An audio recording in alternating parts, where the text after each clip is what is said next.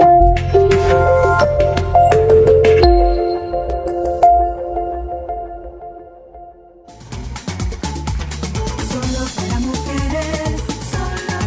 con Miguel José Peña y el tema que tocamos en este momento es el miedo al fracaso, que está un poco relacionado con el temor a vincularte para que no te lastimen. No hay, decía yo, relación humana que no entrañe un nivel de riesgo. Yo tengo el caso de un amigo que tenía que hacerse unos estudios y decía, no, lo que pasa es que a mí me da miedo. Y yo le dije, no, pero es que vamos con tu miedo, el miedo no se queda, el miedo va. O sea, yo tengo conciencia de que a mí eso me da miedo, pero no diga que no tenga miedo. A mí no me, tú no puedes tener miedo a fracasar. Claro que sí, que tú puedes tener miedo a fracasar. ¿Está permitido? Claro que sí, que está ¿Está contemplado? Y el miedo es como si fuera un sensor. El problema es que cuando el miedo no te hace como avanzar, sino que te detiene. Cuando te paraliza. Que se convierte en un obstáculo. Ahí sí vendría siendo un problema, ya que hay que trabajar con el miedo y con el sistema de creencias que tú puedes tener debajo de ese miedo a fracasar, cómo me van a ver, cómo me voy a sentir. Pero el miedo es un caballero. Ah, sí, como yo digo, avisa. Como digo yo de las emociones negativas que no son negativas, sino que tú te sientes mal cuando experimentas esas emociones. Y ojo, hay que reconocer... Porque todas ellas son aleccionadoras. Hay que reconocer que hay muchas, por ejemplo, Cristal es muy arreta en ese sentido. Yo soy muy controladora, yo soy muy esquemática, yo soy muy miedosa. O sea, yo salir de mi zona de confort a veces no se me hace tan fácil. Que yo tengo mi cuestionamiento sobre zona de confort. Yo creo que es tu zona conocida. Porque el hecho de que sea, si tú dices... Lo desconocido a mí no me gusta. No, cuando tú dices mi zona de confort, es como yo lo veo. Es un lugar donde tú te sientes cómoda. ¿Es un lugar donde tú te sientes cómoda o es el lugar que tú conoces? Porque no necesariamente tienes que estar cómoda. Exactamente. Entonces no es confort, o sea, es una no conocida. Sí, porque mira, superar ese miedo no es fácil. Una zona de confort puede ser una zona abusiva, claro. que anteriormente estábamos hablando de límite.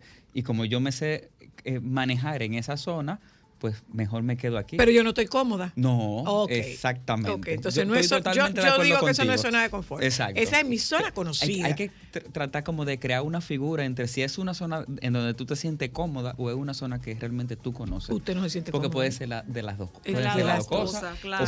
O puede ser excluyente. Con relación con relación al miedo, un poco recuperándolo, retomando lo del miedo. Como bien decías tú, ¿ese miedo es tuyo o ese miedo es ajeno? Exacto. Sí, mira, tú sabes. Ajeno por aprendido. Puede ser. Como, transmitido. Exacto, como si fuera un introyecto. Yo cuando venía aquí anoté, yo dije, déjame partir como de donde podría venir esos miedos, porque son válidos. Y puse aquí como de creencias e introyectos que provienen como de la familia. De esa parte como de la primera infancia. Porque regularmente nosotros como niños, nosotros no tenemos miedo. El niño no siente miedo. No, para nada. Entonces, el niño puede pararse sobre un precipicio y no tener miedo. Entonces, ahí se va formando como esa idea de miedo a partir de esas personas significativas. Entonces, hay unos miedos que paralizan y que tenemos miedo a fallar, a no ser querido, a no ser mirado. Esos sistemas de castigos, porque hicimos algo mal, también puede implicar mucho que yo tenga miedo a lanzarme a hacer algo, porque no quiero quedar mal con mis padres, con mi pareja. E incluso hay gente que le tiene miedo a la estabilidad. Sí. Porque la estabilidad le es amenazante por desconocida. Sí. Aunque pueda resultar paradójico. Y que además la estabilidad implica tú tener que crecer. Claro. O comprometerte, ¿no? No crecer. Fundamentalmente crecer. Eso, la mejor imagen, hablando de lo simbólico, es un árbol. El árbol cuando se establece y echa raíces, comienza a crecer para arriba. Si tú lo comienzas a estar trasplantando, no crece. Se queda ahí como si fuera un bonsái. Exacto. ¿Entiendes? Una pregunta, Miguel José. ¿Los miedos son racionales, irracionales, conscientes, subconscientes, instintivos? Sí, todo eso. Porque hay unos miedos que son como racionales. Por ejemplo, si yo voy caminando por un callejón oscuro, es muy racional y se justifica que tenga y miedo. protector. Y protector. Una pregunta, Miguel. Pero hay un miedo irracional cuando yo digo, ¿y si pasa tal cosa? Pero tú no lo estás viendo, tú solamente estás como suponiendo cosas. Entonces sí, también puede ser irracional o irracional. Nosotros hablamos de ese miedo al fracaso. Y cuando hablamos de miedo al fracaso, tenemos que buscar la raíz de ese fracaso. Yo estoy fracasando frente a una expectativa mía o frente a una expectativa ajena. Pero ¿La expectativa es mía o es de otro? Exactamente. Justamente ahí va mi pregunta. Porque obviamente hay dos tipos de gente. Hay los que son imprudentes, lanzados, que no miden. Y están los que nunca hacen por miedo a todo lo que pueda pasar. Pero es sano dentro de lo concebido que una persona tenga miedo. Sí, claro. Porque esa es otra cosa. Hay gente que dice, no, usted no puede tener miedo porque los hombres no tienen miedo en el caso de... Es un sistema de creencias. Pero entonces, es como estaba diciendo Zoila, porque el miedo me está diciendo, ten precaución. Entonces también, así como un miedo que obstaculiza... Hay un miedo que hay un miedo que me cuida. Sí, y hay un miedo, exacto, y hay gente que anda sin miedo en la calle. Literal. Bueno, y eso también nada es más hay que ver peligroso. todo lo delivery de las aplicaciones. Eso no tienen temor de ningún tipo. Eso también implica algo. ¿Tú entiendes?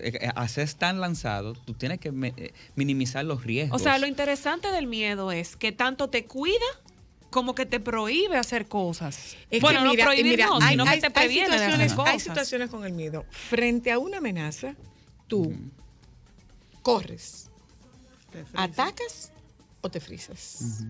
Entonces, hay un miedo que sirve para que yo me proteja. ¿Y cómo yo me protejo? Corriendo. Yéndome. Entonces, ¿cuál es el miedo que estamos analizando como no favorable? El que te paraliza. El que tú tienes porque miedo con como esa paralización, fracasar, tú no creces. Sí, y también yo hablaba desde el sistema familiar, pero también hay una parte que es del sistema cultural y social. Ahí iba, porque a mí me da mucha risa cómo... A nivel de los sistemas educativos también. Y Aquí sobre se premia todo, solamente el que pasa. Y el de los barrios, por ejemplo, me da mucha risa porque el dominicano le tiene miedo al agua, pero no le tiene miedo a los tiros. Hay un tiroteo, hay un accidente y pasa algo y el dominicano está averiguando. Ahí estamos hablando de factores culturales y sociales. Exacto, Sí. por eso mi comentario en base a lo que tú decías, Miguel, porque... Perdón. Yo quiero que retomemos el tema de vinculación de miedo con fracaso. Yo ahí quisiera, por ahí va mi pregunta. ¿El miedo al fracaso está estrictamente relacionado con lo profesional? No necesariamente. No creo. ¿Con proyectos? Con proyectos, inclusive hasta amorosos. Hay gente que no se casa porque no quiere fracasar en el matrimonio. Exacto. Hay gente que no se involucra en una relación para que no la dañen. Entonces, ¿qué tú haces? Te hago la pregunta evitativo. Porque uno pensaría que miedo al fracaso es a cosas concretas como un trabajo, una aventura. Tú no pensarías miedo al fracaso en algo muy personal e íntimo. Sí, eso pero también se ve. Que era lo que estaba diciendo justamente. Vámonos al sexo. Hay hombres que no tienen una relación sexual con una mujer por temor a no tener una erección. Y eso porque sí implica que es un fracaso. Sí, pero por supuesto que pero tan anticipado, Miguel José. Así de anticipado. ¿Cómo usted sabe que no se le va a dar? Anticipado. Pero no solamente eso, o sea, mira lo estructurado que está ese miedo. Perdóname, no es que sabe, no es que lo tiene como cierto. Ese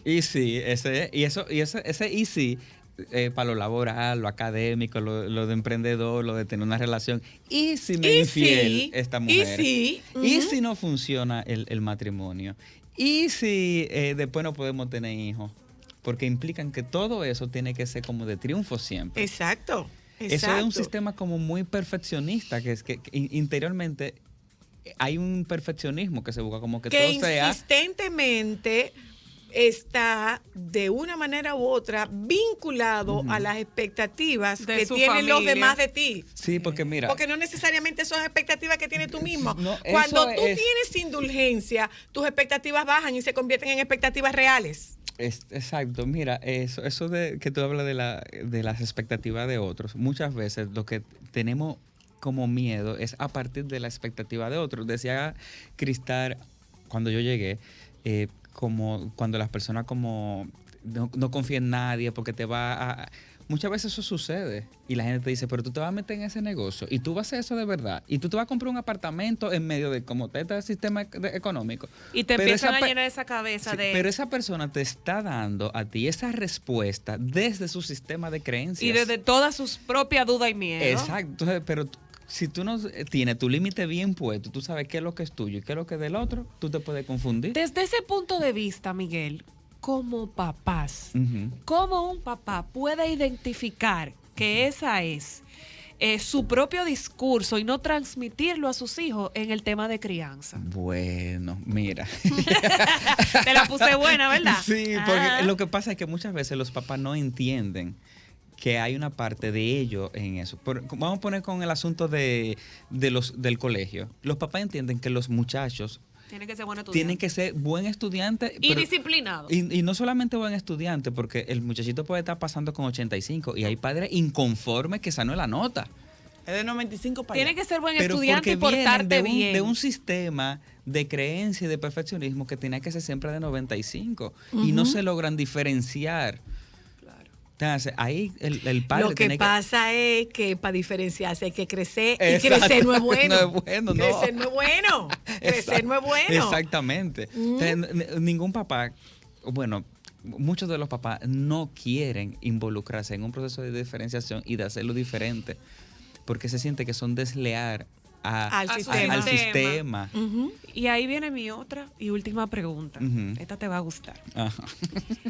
Te están condicionando. No, oye, ¿por qué te va a gustar? Porque bien es cierto, eso era otras generaciones.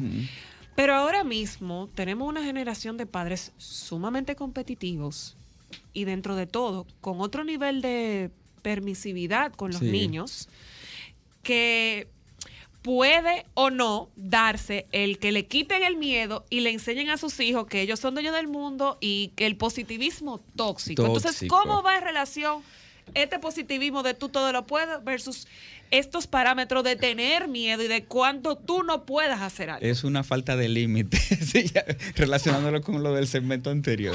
Entonces, no tiene límite. No es cierto que tú todo lo puedes. Eso no es cierto. Y una vez casi me sacan los ojos porque fui a un colegio y dije, eso no es verdad. Pero claro que es mentira. Yo me imagino que todos los muchachitos respiraron. Pero claro que es mentira. Sí, claro que es mentira. Si yo no sé alemán, ¿cómo yo voy a ser el mejor alemán? No es verdad que el cielo es el verdad. límite. Usted tiene limitaciones de muchísimo tipo. Todo el mundo tiene límite con un techo arriba. Y yo me quedé sorprendido y comencé, a partir de esa experiencia en ese colegio, yo me comencé a cuestionar que los muchachos de ahora, los adolescentes de ahora, ellos no son una generación de cristal. No, para nada. ¿Tú sabes quiénes son la generación de cristal? Los papás. Y yo digo, es que los papás están creando a unas personas tan sensibles, con tan pocos recursos para los cuestionamientos, para la crítica. Y yo digo, es que de verdad yo no logro como organizar eso en mi cabeza porque le están haciendo un daño con intención de hacerle un bien que no lo están notando. Pero acordémonos de una cosa. Que se puede frustrar hasta por una mala nota de un profesor. Ajá. Muchas veces el tema de ese comportamiento de los padres, muchas veces es una competencia entre los padres y el vehículo es el hijo. Por eso mismo era mi pregunta, porque obviamente ahora mismo la ventaja competitiva dentro de esta generación es mi hijo hace tal que el tuyo no hace. Bueno, pero hay un sticker de padre orgulloso de un hijo en cuadro de honor. Ajá. Entonces, ¿a quién estás reconociendo? Al papá. ¿Al papá o al hijo? Sí. Y tú sabes que también yo pienso que en ese sistema de criar a los hijos ahora como a la inversa, es como una forma de compensar el daño que ellos recibieron de la sobreexigencia. Entonces, aquí lo que se busca es un equilibrio entre la responsabilidad, el miedo, todo. Es que todo tiene que estar como de una forma integral. Pero es importante que esto ocurra a partir de tus propios miedos. Cuando tú reconoces tus propios miedos, tú tienes mayor flexibilidad y tus expectativas se acercan más a lo real, a lo posible. No es, o sea, hay papás que tienen la ambición de un hijo beisbolista, pero a su hijo lo que le gusta es el fútbol. Bueno, entonces las habilidades no esperes que yo responda como tú quieres, porque mis primero intereses estudia, no van después por hace ahí. fútbol. Primero estudia, después hace el fútbol. fútbol, exacto. Y lo comienzan a mutilar desde muy joven. Claro, porque son mis sueños que no se vieron realizados. Exactamente. Gracias, amigo Miguel. Esto es demasiado bueno. Gracias a ustedes. Nosotros los dos estamos en Continuum. 809-732-6979. Solo que a nosotros no nos gusta mucho el tema de esta exposición mediática para que no se confunda con una mercantilización del servicio terapéutico. Por eso yo vuelvo aquí. Nosotros estamos en el 809-732-6979 y tenemos un cambio en el número de la flota que yo no lograba aprendérmelo todavía. Miguel, tú te lo sabes ya, el de la flota. No, yo lo tengo aquí. 849. Espérate. Pero bueno, usted con 849-385-3628. 849-385-3628. Ese es el número de la flota donde usted establece un contacto con nosotros porque es el número de WhatsApp. Nos juntamos con ustedes mañana. Los compañeros del Sol de la Tarde están aquí. Quédense con ellos, por favor. Chao.